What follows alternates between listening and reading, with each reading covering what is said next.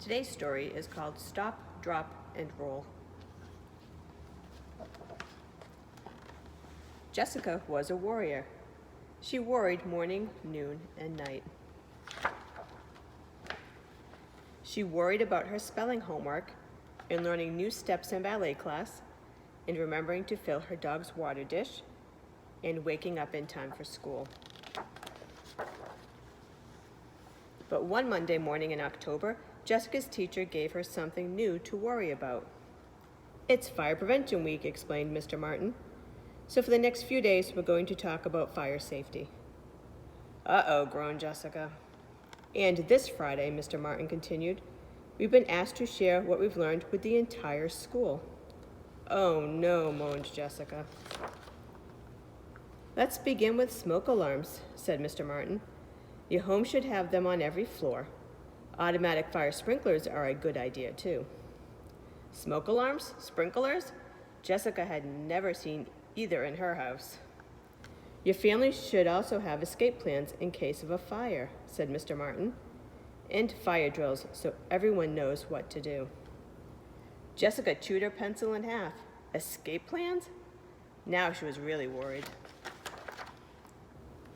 That night, Jessica announced, "There's a big problem in this house. We have no smoke alarms and no sprinkler system. We don't even have an escape plan.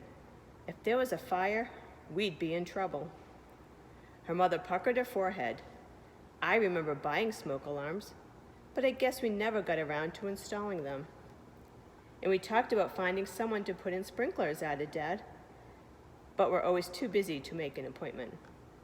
"And what about extra batteries for the alarms?" reminded Laura. "Yeah," said Tom. "We need to keep more batteries around here." Jessica twisted her napkin. She knew the real reason Tom wanted more batteries. His birthday was in 3 days. He wanted batteries for his presents.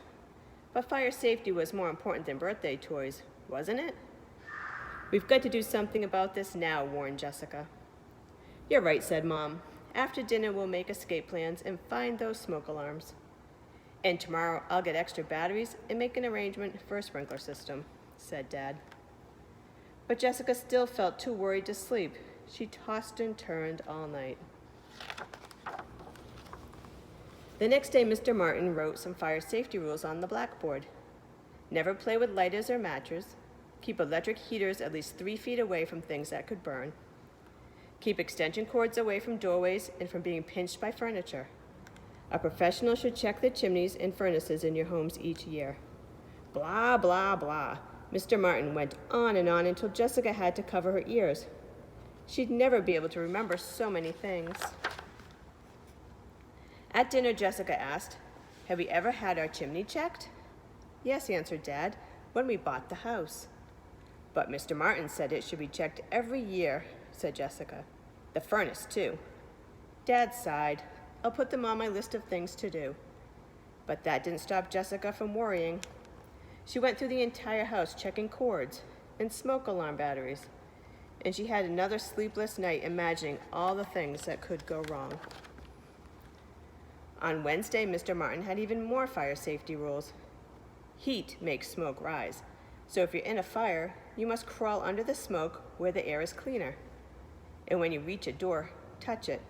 If it feels cool, it's safe to open. Jessica tugged at a barrette. What if the door felt warm? What should I do then? "If the door is warm," continued Mr. Martin, "don't open it. Find a window and call for help. Then wait for a firefighter to come and tell you what to do." "And there's one more very important thing you need to know," said Mr. Martin. "If your clothes catch fire, stop what you're doing, drop to the ground, and roll over and over until you smother the flames." Catch fire? Jessica had never been so worried in her life. "Stop, drop, and roll," repeated Mr. Martin. "Let's all say it 3 times. Stop, drop, and roll. Stop, drop, and roll. Stop, drop, and roll," chanted the class. All except Jessica.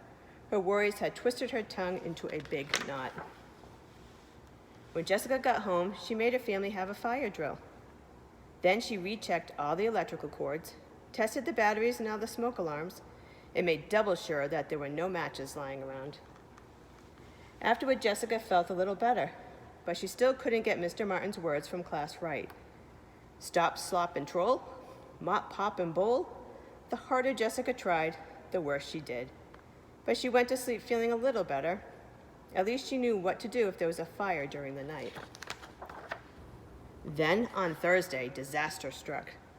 Mr. Martin asked Jessica to demonstrate stop, drop, and roll at the assembly the next day. Why me, thought Jessica. On the bus home, she tried to practice the words. Stop, flop, and roll. Flop, mop, and stroll. Stop, pop, and hole. But they kept coming out wrong. Jessica was so worried about the assembly that she couldn't even enjoy Tom's birthday party. Stop, drop, and mole. Slop, drop, and hole. Plop, mop, and stroll, she muttered to herself. Because of all her muttering, she didn't even notice when Mom brought in the cake. It had 7 big candles on it.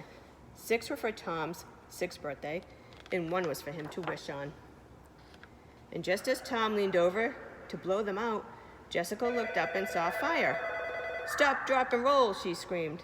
Immediately, Tom stopped blowing and dropped to the floor. But before he rolled, Jessica saw that Tom wasn't on fire at all. Jessica's worries had gotten the best of her. She was so embarrassed. False alarm, said Dad. Phew, said Mom. You gave me quite a scare.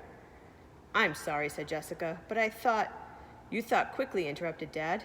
That's good, because it's better to be safe than sorry. Besides, added Laura, you finally said it right. And that was the truth. Jessica had said the words right. And now that she had, she was confident she'd never forget any of the fire safety rules she learned that week. And you know what? She never did. Stop, drop, and roll.